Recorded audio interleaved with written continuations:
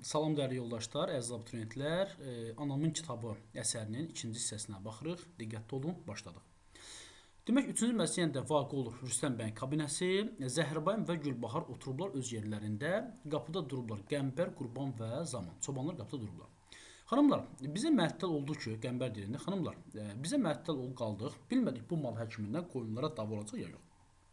Gülbahar deyir, niyə gedib soruşmursun? Xanımcan, bilmirik haradır, harda olur. Gülbahar deyir, Rüstəm dadaşım gələr. Niyə tələsirsiniz?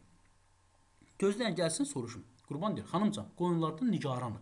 Gülbahar deyir, indi nə eləyəcəksən? Qoyun sürüdən yox olanda nə eləyirsiniz? Qəmbər deyir ki, xanımcan, bizim qoyunçuluq bir tərəfdən gözəl peşədir. Həmişə gəzdiyimiz, yaşadığımız yerlər, çəmənlər, lalələr və çiçəkli dağlar, daşlar. İşdiyimiz nədir? Bulaq suları, pak qoyun südü. Amma bu heyvanın yox olmağı üzrayıraq elə bir dərddir ki, elə bir külfətdən bir övlad yox olur.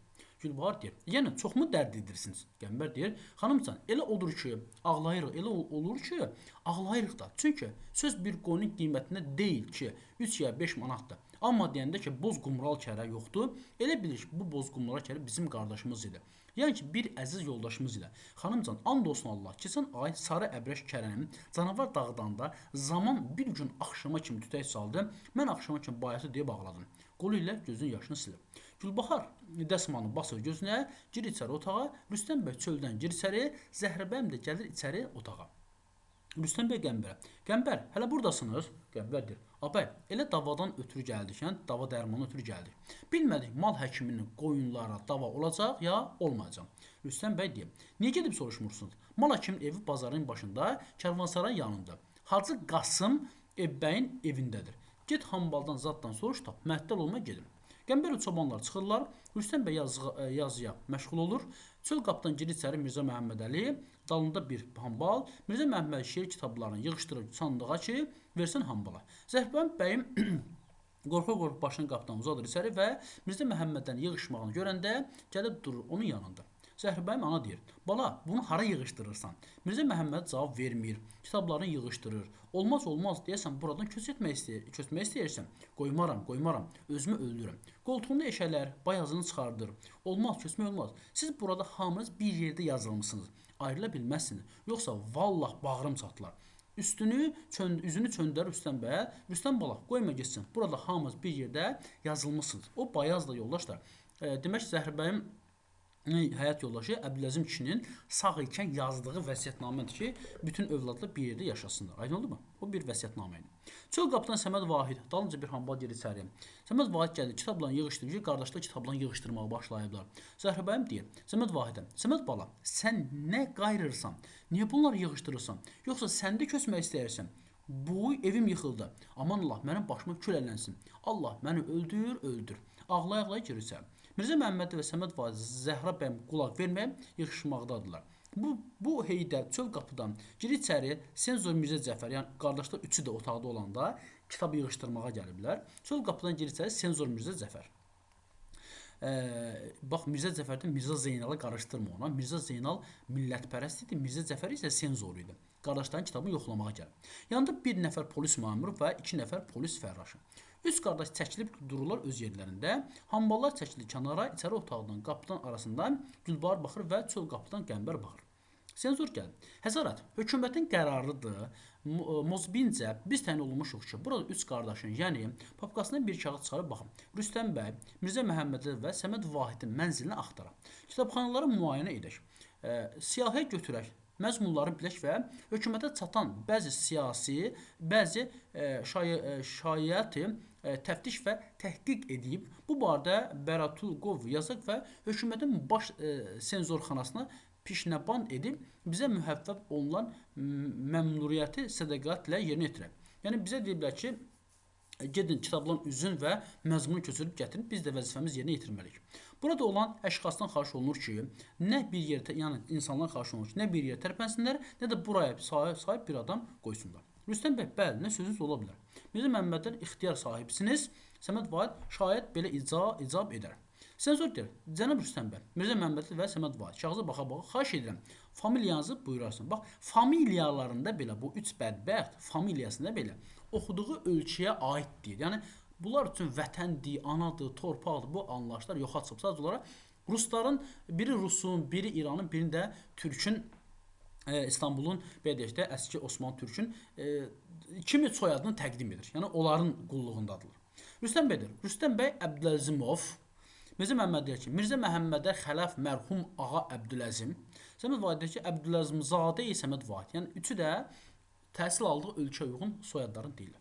Senzor gəlir. Xub, sizdən gərək pünhan olmaya ki, bax indi senzorun dilindən burada bunları ifşa edir də, senzorun ifşa edir. Sizdən gərək pünhan olmaya, gizli olmaya ki, sizin bir para bədxahlarının hökumət nəzərində sizi belə qəlmə veriblər ki, siz üç qardaş söz bir həmfikir olmuş ki, bunlar həmfikir olub sözü olublar ki, Azərbaycana azadlıq versin. Yəni bir cümlədə deyəcəm. Olmuşsunuz ki, əvvəla Rusiya İslamlarını Türkiyə dövlətinə tərəf çəkib, İttihad-ı Müsəlman cəmiyyətində iştirak edəsiniz. Saniyan axır zamanlarda Azərbaycana əmələ gələn Hübbüt-ü Vətən və Əndə Mərkəziyyət firqəsinin amalı yolunda, yəni Azərbaycan azadlığı uğrunda çalışmaqdasınız ki, bir tərəfdən Qafqaz Azərbaycanını, digər tərəfdən İran Azərbaycanı ki, ibarət olsun Təbriz, Tehran, Gilan, Osmanlı və Türk İran Kürdistanı, Urm və qeyrilər bu vilayəti bir-birinə ilhaq edib, bir-birinə birləşdirib, müstəqil Azərbaycan hökuməti əmələ gətirəsin. Güya siz Şimalı, Cənubu birləşdirib, İranı, Qafqazı birləşdirib, vahid bir dövlət yaratmaq istəyirsiniz. Və saliyən bu fikirdən də uzaq deyilsiniz ki, müsavat və hürriyyət əsaslarını kəndli və kəsəbə içində müntəzir edirsiniz ki, min il yuxuda olan cəmaat hökumətin əsarət zəncirini qırıb, cəmaat da ayıldırsınız ki, cəmaatı dövlətə qarşı qaldırırsınız ki, cəmaat əsarət zəncirini qırıb, özləri üçün bir nizat yolu tapsınlar və həmin niyyətlərinizi əmələ gətirmək yolunda lazım məlumat cəm ilə, qələm ilə çalışmaqdasınız. Yəni, cəmaata ayırtmaq üçün yazılı kitablardan istifadə edirsiniz, qələmdən istifadə edirsiniz. Məhz bu səbəbdən siz üç qardaşın cəm kitablarını bu saat gərək təftiş edin. Cənab Rüstəm bəy, əvvəl siz öz kitablarınızı nişan verəsiniz. Da burada senzor bilmir ki, bu bədbəxtlər bir ailədə birləşə bilmirlər. Bir bacını ərə vermədən ötürü bir-birin 100 dəfə qırıblar. Ana nədir bilmirlər, vətən nədir bilmirlər, namus nədir bilmirlər. Bunlar öz ailəsini idarə edə bilmirlər. Müstəqil Azərbaycan dövləti yaradacaqlar. Xeyr, sadəcə olaraq Cəlil Məmmədqulu burada senzor Mirzə Cəfərin dili ilə nə lazım olduğunu deyib. Əslində bunların fikri, zikri azadlıq olmalıdır, vətən olmalıdır, torpaq olmalıdır. Bunlar nə edirlər? Hərəsi təhsil aldığı bir ölkənin məramına qulluq eləyir. Aydın oldu mu? Burada Cəlil Məmmədqulu əslində senzorun dilindən nə lazım olduğunu deyib. Rüstəm bəy öz kitablarını nişan verir, senzor bir-bir kitabları çıxardır, açıb baxır və polis məmuru oturub senzor baxdığı kitablar siyahı alır. Senzor Ruscada, müsəlmancada oxuyur. İndi burada lüğətlərin siyasını alır. Siz burada kitablar tamam oldu. Dəxi bundan savayı bir yanda kitabınız varsa nişan versiniz. Rüstəm bəy deyir ki, xeyr, dəxi bundan savayı mənim kitabım yoxdur. Senzor deyib, xub, bunlar cəmisi rus lüğətlərdir. Bunlardan bizim üçün bir mətləb hasıl olmalı. Yəni bir bayaq dediyim o söhbətlərdən insan tapa bilmədik. Bunları yığışdırın, qoyun yerinə. Pəs sizin müsəlman kitablarınız məgər yoxdur? Rüstəm bəy deyir, xeyr, yoxdur. Heç biri də, heç yarısı da yoxdur. Senzor deyir, Mirzə Məhəmmədi, cənab Mirzə Məhəmmədə, şayət siz İttihad-ı Müslümin məşqinə düşübsünüz ki, İran və, bax İran var, siz deyir ki, qeyd olunubsunuz ki, güya, İran və Rusiya Azərbaycanlarında bir müstəqil hökumət əmrinə gətirəsiniz və bu qəsd ilə qardaşlarınız ilə bir ittihad bağlamısın. Güya, hökumətə məlumat çatıb ki, Mirzə Məhəmmədi, bu yaramaz Mirzə Məhəmməd Əli, güya şimaldan cənubu birləşdirəcək və müstəqil dövlət yaradacaq. Xahiş edirəm, siz də kitablarını nişan verəsiniz. Mirzə Məhəmməd hər iki əli ilə kitabı sandığı nişan verir. Ağa, buyura bilərsən, bu da mənim kitablarım. Senzor bir kitabları alır, əlinə baxır, xub bu nədir? Kitab bəyan-ı küsufi küli, yəni günün və tamam tutulmağına dualar polis məmuru yazır. Kitablar bəyan-ı əhvalatı küsufi cüzi, yəni günün yarımçı tutulmağın cüzi, yəni bu tutulmağın əhvalatı polis məmuru yazır. Vəssam, dəxi kitabınız yoxdur. Mirzə Məhəmməd, xeyr ağacan, dəxi bunlardan savayı kitabım yoxdur. Senzor deyir. Bağışlarsan, siz sənətiniz nədir? Mirzə Məhəmməd deyir. Mən də xüsuf və küsuf duası yazıram. Özüm də cəmiyyət xeyriyyədə elmi ilaha müəllimiyəm. Yəni elmi ilaha müəllimiyəm, işim peşəm xüsuf və küsuf ayın və gün tutulması barədə nəsə yazmalıdır. Senzor cənab Rüstəm bəy, Mirzə Məhəmməd, hökumət əlahətinin politikasına, siyasətinə xətər yetirəcək mətləblər sizin kitabınızın, ikinizin də kitablarında tapılmadı. Yəqin olsa Səməd Vahid cənablarında olacaq. Səməd Vahidə, yəqin sizin kitablarınız bunlardır. Bəli, ağa, senzor deyir, bir kitabı götürüb oxuyun. Zavallının işi çoxdur, zaman bulub gələməz, gedib də söyləməmişsə, nə haldasın biləməz. Bu senzor Səməd Vahidin kitabında olan bir şeiri oxuyur. Mirzə Məhəmməd öz-özünə pəh-pəh ləzzət apardıq senzor. Demək bu hamısı şeirdir. Evet, hepsi şeirdir, Səməd Vahiddir. Senzor. O bir kitabı götürüb oxuyur. Köksündən qalqar, topuqdan salqar, kəndini içi çağın, içi çəngələ takar. Güc ilə əgər misrə varmı bu pəhləvanların qüsuru? Yenə də şeir oxu, senzor dilindəki şeir burada eşidirik biz. Senzor bunlar da deyəsən hamısı şeirdir. Səməd Vahid evet, Mirzə Məhəmmədənin başına bulayır. Senzor başlayırsan, pəs sizin sənətiniz nədir? Səməd Vahiddir. Mən özüm şairəm.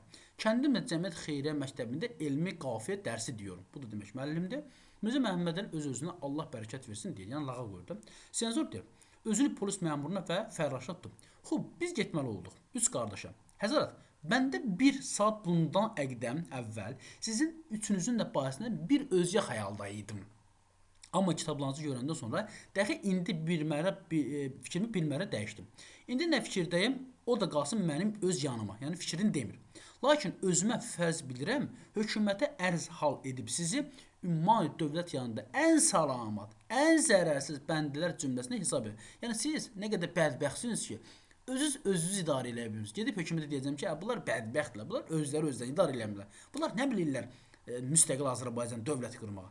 Mən əf buyurasınız və salamat qalasın. Demək, uşaqlar barədə, yəni bu 3 qardaş barədə nə fikirdə olduğun senzor demir. Bax, saxlı edir ki, bu fikirdə qalsın mənim özümə. Senzor polis məmuru fərraşlara çıxıb gedirlər. Rüstəm bəy, Mirzə Məhəmməd, Səməd Vahid birdən xoş gəldiniz deyir. Qardaşlar başlayır kitablarını yığışdırmağa. Rüstəm bəy kitablarını şkafa düzdüyünü yerdən birindən üzünü çöndürür qardaşlarını və qah-qah çəkib başlar gülməyə. Mirzə Məhəmmədə, Səməd Vahid təəccüb baxırlar. Rüstəm bəy bir də uğunub güldən sonra Rüstəm bəy qardaşlarına deyir. Rüstəm bəy indi özü öz dili ilə özünü ifşa edir. Bax. Görün nədir? Hələ indiyə kimi xalq bir şey başa düşmürdü. İndiyə kimi xalq deyirdi. Mərhaba, Əbdüləzim oğlanlarına. Maşallah biri Peterburqda, Rüstəm bəy Peterburqda, biri İstanbulda, biri Nəcəf Əşrəfdə, Nəcəf şəhərində təhsil alırlar. Özü də maşallah oxuyub alim var.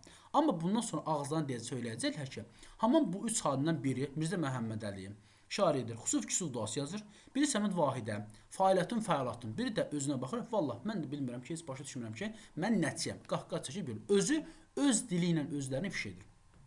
Mirzə Məhəmmədin Rüstəm bəy. Cənab Rüstəm bəy, əksər ulama füzaqlardan müttəfar rəvayətdir ki, qəhqəhədir minə şeytan. Yəni gülmə şeytan işidir, belə demək istəyir. Yəni bilirsən bunun mənası nədir? Bilmirəm, təfsir edin. Bunun mənası odur ki, qəhqəhlə gülmə şeytan sənətidir. Məşğul ol kitabını yığışdırma. Rüstəm bəy çığırır biədəb. Mirzə Məhəmmədə çığırır biədəb özünsən. Rüstəm bəy deyir, sənsən, o deyir, sənsən və s. Səməd var, bəradarların nə qovxa.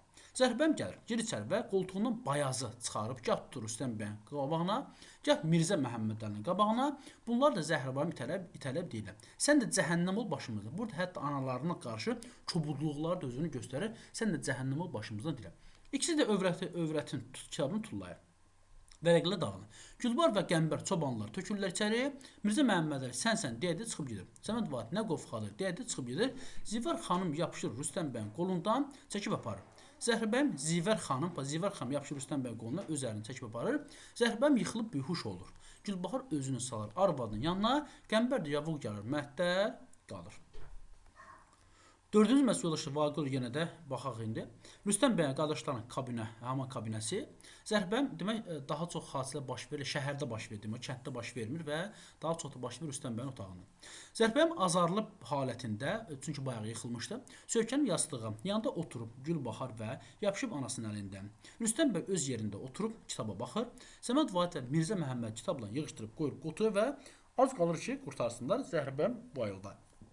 Rüstəm bəy deyir, gəl dur anasının qabağında. Ay ana. Ana, ay ana. Zəhribəm bəyim dinmir. Rüstəm bəy yekə çağırır. Yəni yerində bağırır. Ana. Zəhribəm deyir, həzin səsi ilə. Nə deyirsən Rüstəm bala? Rüstəm deyir, ana, mən sənin yanında müqəssirəm. Mənim günahımdan keç. Dünən mən səni incitdim, yəni rədd ol dedim də. Zəhribəm deyir, bala, sənə mən qadana alım. Sənin nə bir günahın var ki, mən sənin günahından keçəm. Sən məni incitməmisən. Sən bircə qardaşlarına ayrı düşmə. Mən öləndən sonra da qəbirdə də sənə duaçı olum. Ay Rüstəm bala. Rüstəm bəy bir qədər dinmir və sonra. Ana, ay ana, Axır sən bəzi işləri bilirsən, bəzilərini bilmirsən. Bizim bir-birimizdən danışdığımız məslək üstədir. Mübahisəmiz kitab üstədir. Yoxsa sən dediyin söz bir gözəl sözdür. Məsələn, elə mən açığını sənə deyim. Ana, eşidirsən nə deyirəm? Ana, qulaq asırsan ya yox? Zəhrbəm həzin səsi ilə gücü ilə. Hə, bala, sözünü də eşidirəm. Rüstəm bəy. Ana, bax, mən sən lap yaxşı başasan. Nə qədər ki mən bu kitablara etiqad edələyirəm, öz kitablarının tərəfinə əl tutur. Məmmədə də bu kitablara, Məmmədəli kitabını əlini uzadır. Səməd Avat da bu kitablara. Etiqad edirlər. Dəxi biz nə edib ki, mehriban yola gedək. Yəni əgər biz bu kitablara etiqad ediriksə, biz heç bir halda yola gedə bilmərik. Demək yoldaşlar, burada biz görürük Rüstəm bəy özü öz dili ilə etiraf edir ki, nə qədər biz bu kitablara etiqad edirik, biz bir yerdə birləşə bilmərik. Aydın oldu mu? Bax, buna diqqətli olacaq. Demək ki, necə mehriban yola gedər? Rüstəm bəy yavaş-yavaş uzaqlaşır içəri otağa, Zəhrbəm dərin ah çəkir, sonra Mirzə Məhəmmədə gəlib çökür düz üstə anasının qabağına. Ana, məni bağışla. Dünən hirsli vaxtında sənə tərk ədəbli göstərdim. Zəhrbəm deyir, bala, ayqıların altında ölüm, qardaşlarına ayrılma. Gülbahar, dadaş, sən atan gör, ayrılma. Mirzə Məhəmmədəli deyir, ana, ayana, bir qulaq as, gör nə deyirəm. İşin əsrarı bir yerdədir ki, bax, mən sənin bu saat başlasam. Bax, bu üç evdə 3 qism kitab var. Biz 3 qardaş bunlar sitayiş edirik. Bir qism budur Rüstəm bəyin kitablarına nişan verir, bir qism budur Səməd Valinin kitablarına nişan verir, bir qism də budur öz kitablarına nişan verir. Əgər biz bu kitabı bir-birinə yanaşı qoysaq, diqqətlə baxsaq, bax Mirzə Məhəmmədəlinin sözləri yadda saxlayın. Bizə diqqətlə baxsaq, zayiqə tapışırsaq, baxıb görək ki, bu 3 qism kitabı bir-birinə o qədər oxşayır. Necə ki, məsələn, mən Səməd Validə oxşayıram, Səməd Rüstəmə oxşayır, Rüstəm bəy də mənə oxşayır. Bax, qoy səni qurtarım. Qulaq asırsan ana, ya yox. Bu kitabların cəmsi əşşardır. Özü də əşşar deyirəm. Ha, fikrin özü yana getməli. Xoruz səsi eşidilməyən əşşardır. Səməd Vahid pəki. Mirzə Məhəmmədə əlin üstdən bəsar tutur. Bu kitabları da cəmsi bilirsən nədir? Bilmirsən deyim. Cəmsi rus lüğətləridir. Bu da belə bir cür naxoşluqdur. Rüstəm bəy sağ alır Məhəmməd Əli tərəf atır və gedir söyə. O ki qaldı mənim öz kitablarım. Kitabların tərəf baxır və bir qədər fikrə gedir. Bunların biri xüsufdur, biri də küsufdur. Deyin də ana, bizə bir tədbir gör. Görək biz nə tövr yola gedə bilərik. Zəhrbəm dərin açır. Ana sözün yoxdur, məni bağışla, mən getməliyim. Durur başmaqlarını geyinir, Gülbahar, həm mən demə hambal göndərəcəyəm, mənim kitab sandığımı və yatacağımı verərsən, gətirirsən, çıxıb gedir. Səməd Vahid gəlib, Zəhrbəm bəy tərəf yəni, 3 övladın üçü də anaya tərəf yaxınlaşır. Validəm, mənə də bəradərlim ilə yola getməyəm təklif edəcəksən, bəni əfv edin. Zira gərək gavur lüğətlərinin bu Rüstəm bəyin şkafını işarə edir və gərək fanatik kitablarının Mirzə Məhəmmədin kitabını fanatik kitab adlandırır. Fanatik kitablarının Mirzə Məhəmmədin kitabını işarə edir. Sahibləri ilə bir sırada bulunmaq bəndə üçün qabil imkan deyil. Bəni əfv et. Yəni onlardan bir yerdə qala bilmərəm. Mənim kitablarımın ardından hambal cələsidir. Onu təslim etməklə müzahiqə göstərməzsən zənn ediyorum. Çıxıb gedir. Zəhrbəm bir qədər fikir elə və güc ilə o tərəfə bu tərəfə baxır və Gülbahardan savay otaqda bir kəsi görmür. Zəhrbəm, qızım, bunlar hara getdilər? Nə bilim ana, çıxıb getdilər. Zəhrbəm deyir, fikrə gedir. Ürəyim, əlini qoy ürəyinə üç yerə bölünə, üç tükə ola, hər tükəsi bir tərəfə çıxıb gedir. Yenə baxır otağa. Onda dəxi ürəyim parsılanar, ölərəm. Qızım, bəs mənim ürəyim üç parça olsa, sən niyə dərsən qızım? Anasız qalarsan, dərin az çəkir və huşa gedir. Gülbahar bir qədər baxır anasına, tez dur ayağa, qaçır qapıya, nə qədər səsi var çığırır. Gülbahar Səməd, Məhəmmədə dadaş, Səməd heç kimdə gəlmir. Qəmbər hövlünə girir içəri. Dalınca Qurban və Zaman Gülbahar qaçır Qəmbər yanına, yapışır əlindən və çəyic gətirir anasının yanına və özü də çökər anasının qabağına, gəlir əlini götürür və çağırır. Ana, Qəmbər təəccüb edir və deyir. Qəmbər, xanımcan, nə var? Yoxsa xanımın bəyim pis haldadır? Zərbəyim gözlərini açır və baxır Gülbahara, sonra da Qəmbərə və güc ilə başını çöndərər, gözü ilə bir şey axtaran kimi çobanlara gözü sataşır. Gülbahar deyir, ana, necəsən? Zərbəm, Qəmbərə baxın, Qəmbər sənsən, hələ getməmisən? Qəmbər deyir, xanım bəyim, qulluğunuza durmuşam. Gülbahar deyir, ana, Qəmbər və çobanlar gəliblər, sənin keyfini xəbər alırlar. Qəmbərə, biraz danış, anamın keyfi açılsın. Zəhrəbəm Qəmbərə. Qəmbər biraz danış. Nə olur? Danış, qulaq asın. Niyə danışmırsan? Mən istəyirəm qulaq asın. De görək indi qoyunlarım nə qayırır? Deyirdin axı azarlayır. Qəmbər deyir. Xanımcan, and olsun Allaha. Qəmbər deyir bu təbii ki. And olsun Allaha. Bir dəfə mən özüm təəccüb qaldım. Günorta zamanı idi. Qoyunları çobanlar aparırdılar. Qızlar bulağına. Biz də yoldaşlarımızla oturmuşduq Kəşlik təpəsinin yamacında. Qoyunlara baxırdıq. Bax bu qırışma zamanda oturmuşdu yanımda. Tütək çağırdı. Bizim qoyunlar da, Zamangilin qoyunları da bulağa sarı getməkdə idi. Birdən zaman bizə qayıtdı ki, nə verirsiniz elə çalın ki, qoyunlar getdikləri yerdən dayanıb geri qayıtsınlar. Söz yox, heç kəs inanmadı. Xülasə, nə başınız ağrıdım, xanımlar, zaman başladı çalmağa. Ədə çıxart tütəyini. Zaman utanıb tütəyini çıxardı. And olsun sizin əziz canınıza, qoyunlar tütəyin səsini eşidən kimi elə bil ki, bir şeydən ürkdülər. Elcə getdikləri yerdə dayandılar. Qulaqlarını qırpdılar. Elə bir şeydən qorxan kimi geri döndülər və quyruqlar ata-ata, mələşə-mələşə başladılar təpəyə tərəf geri qayıtmağa. Zamana, ədə zaman çal, deyir. Zaman başladı tütəkdə çoban bayatını çalmağa. Bir qədər sonra baxıb qəmbər oxuyur. Qəmbər oxuyur. İndi burada qəmbərin dilinə verilən şeir var burada. Biz çobanı dağ-daş yerimiz, yoldaşımız qoyun quzu sürümüz. Dərs almayıb haqdır ki, heç birimiz, amma zövqü safalı çobanlar, qardaşlıqda vəfalı çobanlar. Gözəl olur çöldə çəmənlər çaylar, qışda aranda, dağda da yaylar. Çoban südü sağlar, hamıya paylar. Niyyəti çünki alidir çobanlar, qardaşlıqda vəfalı çobanlar.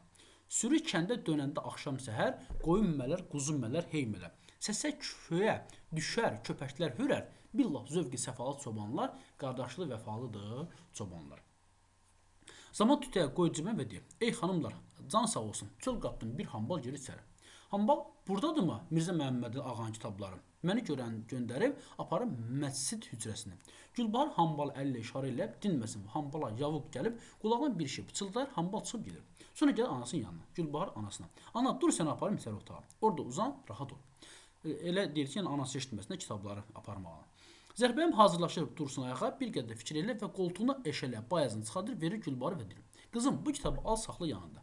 Qardaşların yola getmədi, kitabın bir yerdən atanın yazısını var. Öz əli ilə yazıb. Bax, Əbdüləzim kişi öz əli ilə yazıb.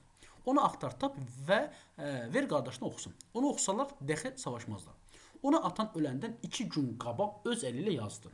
Əli titrə-titrə yazdı. Elə naxoş ola yazdı. Dedi uşaqlar oxusunlar, qız yapışıb əlindən qalxa bilmir. Qız yapışıb əlindən qalxa bilmir. Zərbəyim demək vay elə dur ayağa, Gülbahar kitabını qoyur qoltuğuna, yapışır anasının qol əlindən, yavaş apar o biri otağa. Qadir geri kitab vərəqlər. Bir yerini tapır, diqqətlə oxuyur. İkinci hambal daxil olur. İkinci hambal, mən gəlmişəm Səməd Vahidin kitablarını və yatacağını aparım.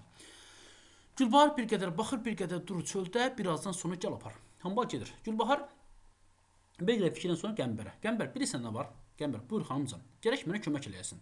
Qəmbər deyir, gözüm üstə xanımcan, buyurur. Əlini qoy gözün üstə.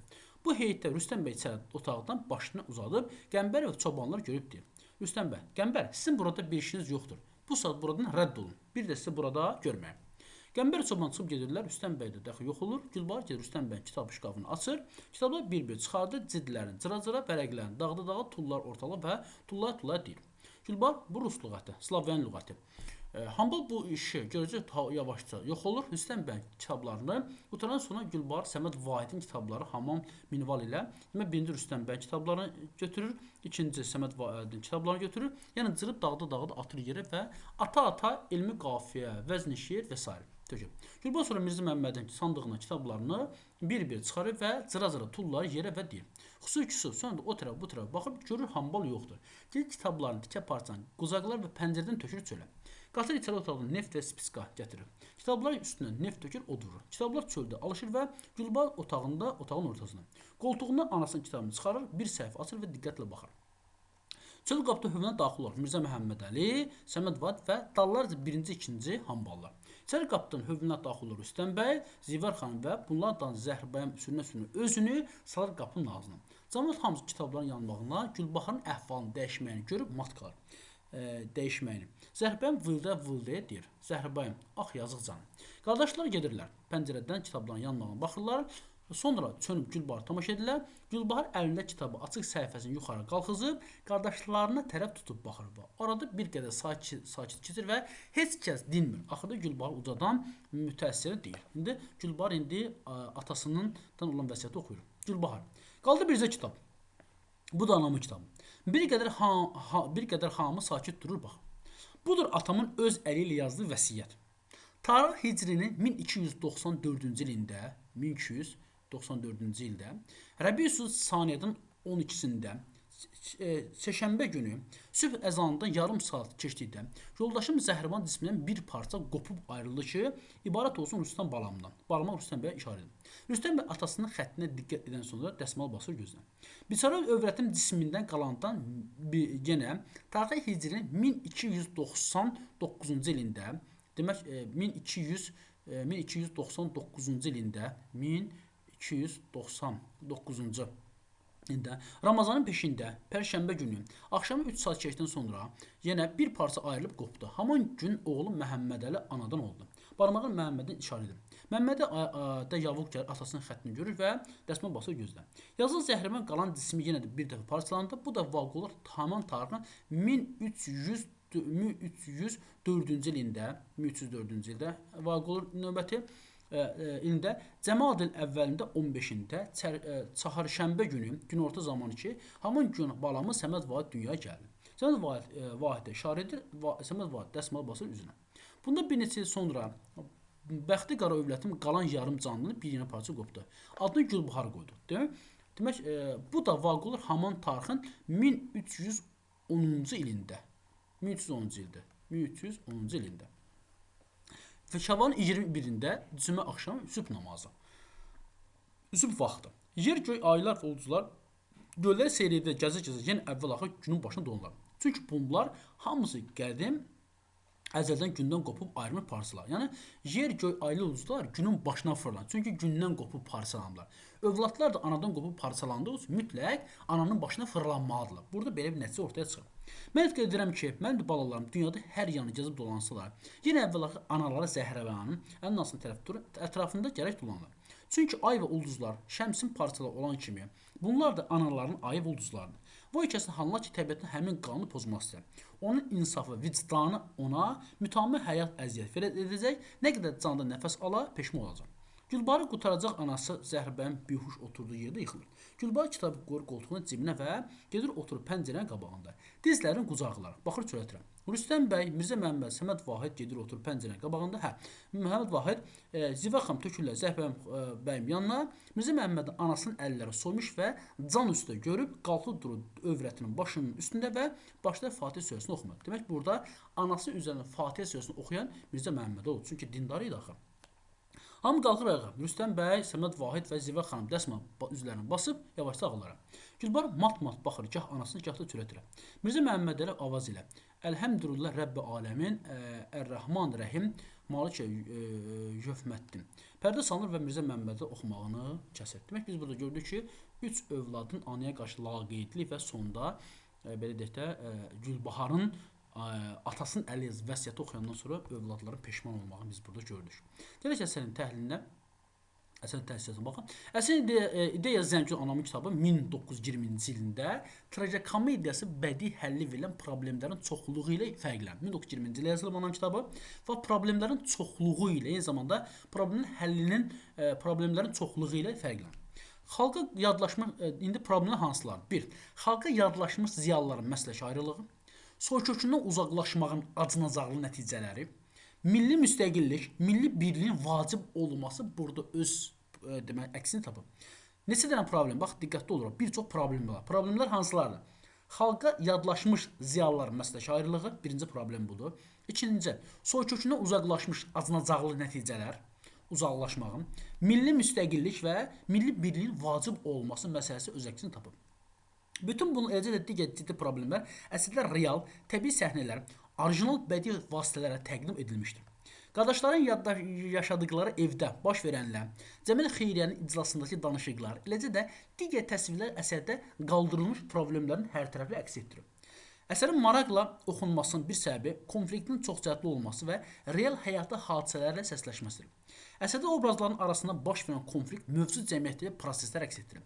Təhsil aldıqları ölkələrin düşüncə, davranış tərzi, milli mənimsəyən, dinli mənimsəyən qardaşlar nəinki vətənlərinə, həm də doğma ana adamları və bir-biri üçün yad adama çevrilmişlər. Doğma adamları həm də doğma anaları olur. Analar və bir-birisi doğma anaları üçün, anaları üçün təbii ki, doğma adam deyəndə burada həm anası, həm də bacısı nəzərdə tutur. yad adama çevirmişdi. Qardaşların düşüncəsinə hakim kəsilən yad əqidə onlar üçün milli birlik, vətənpərvəri anlayışın üstündən qələm çəkmişdi. 100 illər boyu yaşadılan, bütün dövrə zamanlarda qorunub saxlanılan bir çox milli mənəvi dəyərlərə etinasız münasibət əsərdə kəskin tənqid edilmişdi. Məsələn, milli mənəvi dəyərlərdən üz çevirmənin ailə münasibətlərində doğurduğu acı nəticələr əsərdə daha qabarıq əks etdirilmişdir. Milli mənəvi dəyərlərə laqeydliyin yaratdığı fəsadlar trajikomediyanın bütün epizodlarını ardıcıl müşahidə etmək mümkündür. Əsərdə bütün obrazlar elə ustalıqla yaradılmışdır ki, oxucu tamaşaçı onların hər biri haqqında aydın təsəvvür qazana bilir. Məslək ayrı qardaşlar Rüstəm bəy, Mirzə Məhəmməd, Səməd Vahid obrazların niyyətinə irəli gəlmişdir. Qardaşlar vətənsevər atalar Əbdüləzim bəyin arzusuna uyğun, atalarının arzusuna uyğun olaraq ali təhsil almışlar. Demək, bəzən suallar düşür ki, analarının arzusuna uyğun, xeyr, atalarının arzusuna uyğun təhsil alırlar. Böyük qardaş Rüstəm bəy Rusiyada, ortancıl qardaş Mirzə Məhəmməd İranda, kiçik qardaş Səməd Vahid Türkiyədə oxumuşlar. Lakin qardaşlar vətənlərinə fayda verə bilən elmi bilik sahibi, cəmi mütəxəssis kimi qayıtmamışlar. Onlar hər biri doğma yurdlarına təhsil aldıqları, ölkənin mənafeyinə uyğun əqidə ilə dönmüşlər. Bu qardaşlar üçün ortaq cəhətlər hansılardır? Rüstəm bəy zahirən təmkinli, belə deyək də, təhsil ölkələr üçün xeyirli olmamaları, qardaşlar üçün ortaq cəhətdir, xeyirli olmamaları. Rüstəm bəy zahirən təmkinli, demokrat fikirli adam təsiri bağışlayır zahirən, daxildə yox.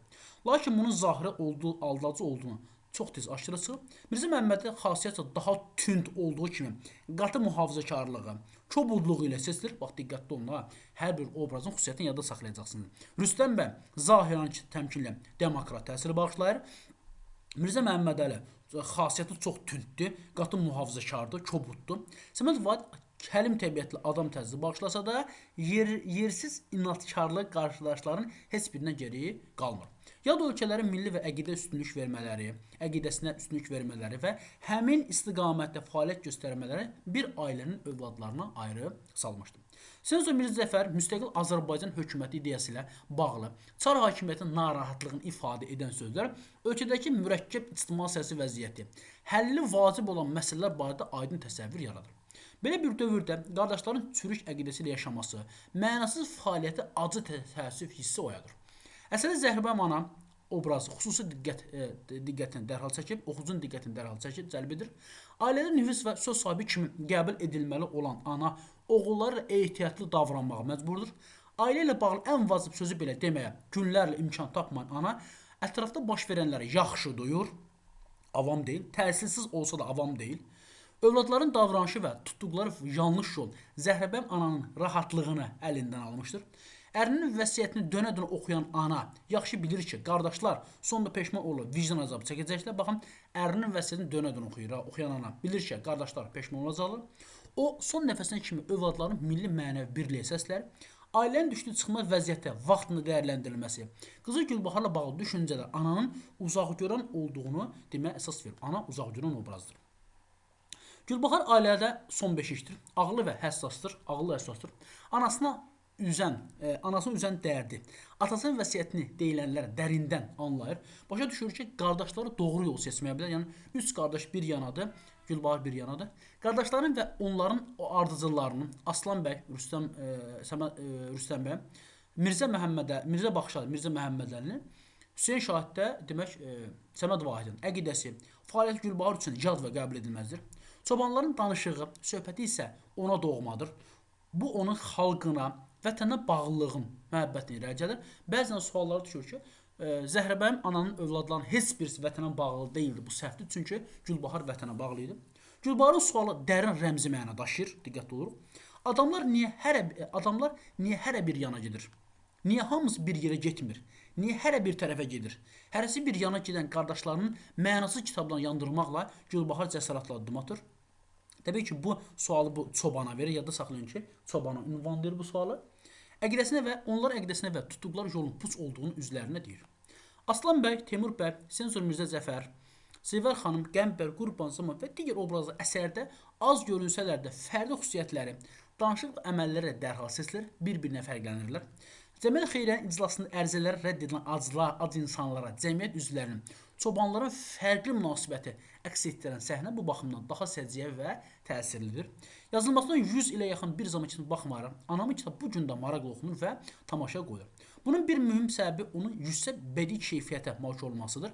Bu keyfiyyət əsərin dilində, obrazların yaradılmasında müşahidə olunur. Obrazların danışığı, müxtəlif məqamlarda keçirdiyi psixoloji hallar, başqalarının münasibəti, davranışda və s. xüsusi dəqiqliklə əks etdirilmişdir. Bədii təsir vasitələrində gembol istifadə olunmasa da, bax diqqətli oluruq ha. Bəzən deyirlər ki, bədii təsvir ifadə vasitəsindən gembol istifadə edilib. Xeyr, bədii təsvir və ifadə vasitələrindən gembol ifadə olunmasa da, kinayə və təkrirlərə qəhrəmanın nitqini daha da təsir etmişdir. Əsəri bitkin kompozisiyaya görə diqqəti cəlb etdiyi kimi, dialoq və monoloqların yığca, mənalı olması da maraq doğurur. Müəllif hadisələrin daxili bağlılığına, təbii inkişafına xüsusi diqqət yetirmişdir.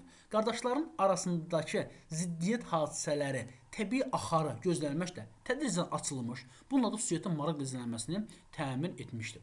Əsərin əvvəlində iştirakçılar, obrazlar haqqında verilən məlumat bədii müqəddimə sayıla bilər. Bax, diqqətli oluruq ha. Obrazlar haqqında verilən məlumat bədii müqəddimə sayıla bilər. Bu yığca məlumatda əks olunan əsərin hər səhifəsinin öz təsdiqini tapır. Oxucu tamaşaçı elə birinci məclisdə qardaşlar haqqında xeyli təsəvvür qazanır. Birinci məclisdə təsəvvür qazanır. Onların hər bir öz dilində danışır. Öz dilində biri İran, biri Rus, biri Türk dilində danışır. Rüstəm bəy Rus, Mirzə Məhəmmədli Fars, Səməd Vahid Osmanlı türk sözlərini işlətməklə fikirlərini ifadə edir. Sonrakı ikinci məclis təkcə obrazların dil, bütövlükdə əsərin ideyasının başa düşülməsində əhəmiyyətli olan, yadda saxlayaq ki, ikinci məclis əsərin ideyasının başa düşülməsində mühüm rol oynayır. Bax, bunu yadda saxlayaq, ikinci məclisdə mühüm rol oynayır. Əsərin iştirakçıları demək olar ki, hamısı xeyriyyə cəmiyyət iclasında toplanan yazıcı onların öz danışığı, davranış və əməlləri tanıdır. Hadisələrin inkişafı 3-cü məclisdə ən yüksək zirvəyə çatır. Yadda saxlayaq ki, 3-cü məclis əsərin kulminasiya nöqtəsidir. Aydınlaşır ki, qardaşlar tutduğu yolda birləşə bilməz 3-cü məclislədir. Bunu 4-cü məclisdə öz dilləri ilə təsdiq edən qardaşlar fərqli məslək sahibi olduqları etiraf edilir. Görünür kimi, əsərdə əks olunan bir-birlə sıx bağlı olub, bir digər üçün zəmin rol oynayır, ideyanın ifadəsi layiqinə xidmət edir. Cəmiyyət Quzad əsərdəki dil sənətkarlığı artıq qeyd edildiyi kimi cəlbedici olması ilə diqqəti dərhal çəkir. Həm rus, həm də şərq dilləri mükəmməl bilən yazıcı, qardaşların nitqini ustalıqla fərdləşdirilmiş, digər obrazların da səviyyələrini müvafiq dillə danışdırmışdır. Qardaşların nitqini qəzləşdirən təkcə alınmaz sözlər deyil, həm də onların danışıq tərzi cümlələrinin əksər hallarda anlaşılmaz və mənasız olmasıdır. Çar Rusiyası hakimiyyətinin hiyləgər və dözülməz müstəmləkə əsarəti kapitalist inkişaf mərhələsindən keçə bilmən Azərbaycan 20-ci yüzilliyin əvvəlində ciddi əngəllər üzə qoymuşdu. Belə əngəllərdən biri yetkin olmayan ziyalıların, xüsusən də xalqdan uzaq düşmüş ziyalıların ölkənin taleyi, xalqın müqəddəratı ilə bağlı taleyüşlü məsələlərə münasibətdə əqidə birliyi nümayiş etdirə bilməmələri idi. Fərqli məsləhət sahibi olan bu ziyalılar milli oyanışa, inkişafa istiqamət verməkdə ciddi çətinlik çəkir. Yad zərərli fikirləri təbliğ etməklə ümumi mənafiyə zidd mövqe dururlar. Yad təsir və ideyalara, milli birliyə, müstəqilliyə, soykökünə bağlılığına vurduğu ağır zərbənin nəticəsi barədə Anamın kitabı əsərində aydın təsəvvür qazanmaq olar. Anamın kitabı əsərində üç qardaşın, diqqətli olur, üç qardaşın komediyasıdır. Ananın faciəsidir, Gülbaharın da dramıdır. Yəni həm burada dram var, həm faciə var, həm də komediya var. Ona görə Anamın kitabı trajikomediya adlanır. Gülbaharın monoloqu milli birlik marşı kimi səslənib. Qaldı bircə kitab, bu da Anamın kitabı. Budur atam öz ələ yazdığı vəsiyyət. Yer göy, ay və ulduzlar özləri, göyləri seyr edib gəzə-gəzə günün başına dolanırlar. Mən etiqad edirəm ki, mənim də balalarım dünyada hər yanı gəzib dolansalar, yenə əvvəl-axır Zəhribanın ətrafında gərək dolanırlar. Vay ölkəsinin halına ki, təbiətin həmin qanunu pozmaq istəyir. Anamın kitabı Azərbaycanın milli birlik kitabıdır. Bax, buna da biz diqqətli olmaq ki, Azərbaycanın milli birlik. Gələk burada əsərlə bağlı ümumi qeydlərə baxaq yoldaşlar. Əsər dramatik növdə, trajikomediya janrında yazılıb, 4 fəsildən ibarətdir. Əsərdə əyanı göstərmə əsaslıdır, çünki drama əsərdir. Obrazların dilində lirik parçalardan istifadə olunub. Lirik parça təbii ki, biz burada həm Səməd Vahidin demək dilindən eşidirik. Eyni zamanda senzorun da dilindən bir neçə şeirlər burada eşidirik. Eyni zamanda çobanların dilindən lirik parçalar var. Əsərin süjet xətti ardıcıllığı. Bax, ardıcılıq görək necədir. Demək, Bir qədər də bunu yaxınlaşdırım. Ekspozisiya, bədii müqəddimə. Əsərdə iştirakçılar haqqında ümumi məlumat. Bu ekspozisiyadır, bədii müqəddimədir. Zavyaska, qardaşların müxtəlif dillərdə danışmalar və bir-birinə başa düşmələri. Kulminasiya zirvə. Aydınlaşır ki, qardaşlar tutduqları yol birləşə bilməz. Razvyaska, düyün açılması, qardaşların fərqli məsləhət sahibi olduğuna etiraf etmələri. Final, ananın ölümü və Gülbaharın monoloqu. Anam kitabı əsər ədəbiyyatımızda ən mükəmməl Azərbaycan naməsi, Azərbaycan milli bir kitabıdır. Əsərdə səslənən lirik parçalar Faust əsərinin türk dilinə tərcümə edilən tərcümədəndir. Qardaşlar analarının yox, atalarının arzusuna uyğun təhsil alırlar. Bax, bunu diqqətli olursunuz. Qəmbər Qurban zaman kimi obrazlar xalqı təmsil edən surətlərdir. Əsərdə ailə cəmiyyətinə rəmzi kimi götürülmüşdür. Qardaşlar 20-ci əsrin əvvəlləri üçün, 20-ci əsrin əvvəl, bax, diqqət yada salın, sualda da var. Bəzən bunu 19 yazılır, xeyr. 20-ci əsrin əvvəlləri üçün səciyyəvi olan müxtəlif sosial qruplar, mənafe və əqidələr təmsil edir. Əsərdə bütün məclislərdə, hadisələr şəhərdə, Əbdüləzim evində baş verir. Diqqətli oluruq ki, bütün məclisdə Əbdüləzim kişinin evində baş verir, Rüstəm bəyin kabinetində baş verir. İkinci məclisdə Cəmiyyət Xeyriyyə iclası keçirilir. İclasda Rüstəm bəy açır rus dilində. Millətpərəst Mirzə Zeynal rus dilində danışmağa etiraz edir. Mirzə Məhəmməd ona haqq qazandırır. Teymur bəy Cəmiyyət Xeyriyyədə müzakirə olunacaq məsələlər vurğular. 1. İl hesabı dedik. 2. Məktəb proqramı. 3. Acıların ərzi halı. 4. Elmi ilahi dərslər. Gülbarov və Zəhra bəyəm ana məclisdə iştirak edənlər diqqət etməyə çalışırlar da heç nə başa düşə bilmir. İl hesabı barədə Aslan bəy, məktəb proqramı barədə Hüseyn Şahid, elmi dərslər barədə Mirzə Baxşəli, azların vəziyyəti haqqında isə Teymur bəy danışır. Demək, il hesabı barədə Aslan bəy danışır, məktəb proqramı barədə Hüseyn Şahid danışır, elmi dərslər barədə Mirzə Baxşəli danışır və Teymur bəy də azların vəziyyəti haqqında danışır. Azların vəziyyəti haqqında danışan Teymur keçən iclasda da bu məsələ toxunulduğunu, yenə də pulun ehtiyat fonduna qoyduğunu deyir. Yəni 2 dəfə də artıq acıların məsələsində toxunulur, amma həll olunmur. Mirzə Cəlil 2-ci məclisdə 20-ci əsrin əvvəllərində mövcud olan cəmiyyət xeyriyyələrin faydasız olduğunu incə detallarını göstərir. Məşədi Cəfər Mirzə Zivər xanım gümüş pul verir, çobanlar isə çörək və üzərinə yağ qoyub verirlər. 3-cü məclis hadisələr ən yüksək mərhələyə çatır. Təbii ki, bu məclisdə əvvəlində Qəmbər Gülbahara qoyunlar haqqında danışır. Demək yoldaşlar, görürük ki, 3-cü məclis hadisə ən yüksək mərhələyə çatır. Təbii kulminasiya nöqtəsidir. Bu məclisdə əvvəlində Qəmbər demək Gülbahara qoyunlar haqqında danışır. Mirzə Məhəmmədə Səməd Vahid kitablarını yığışdırır. Zəhra ana onlara mane olmaq istəsə də ona əhəmiyyət vermirlər.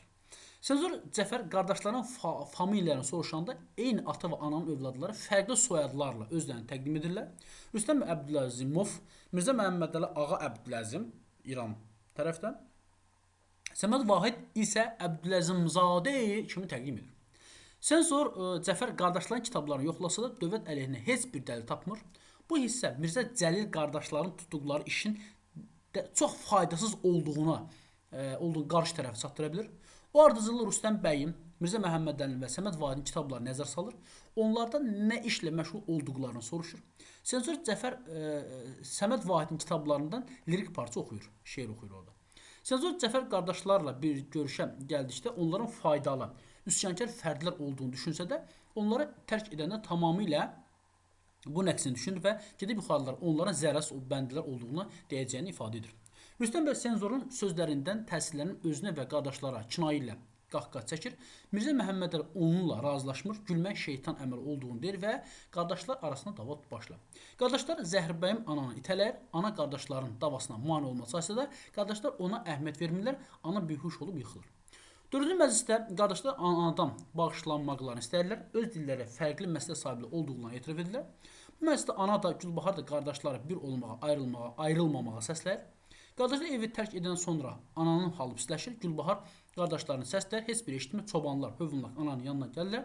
Qəmbər qoyunlarla bağlı başına gələn hadisəni anaya nəql edir. Zaman ananın başı üstündə çoban bayatı çalır. Qəmbər də oxuyur.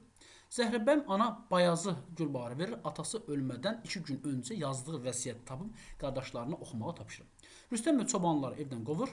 Gülbahar ardıcıllıqla Rüstəm bəyin, Səməd Vahid, 1-ci Rüstəm bəyin, 2-ci Səməd Vahid, 3-cü Mirzə Məhəmmədəlinin kitablarını cırıb yandırır, atasının vəsiyyətini uca səslə oxuyur.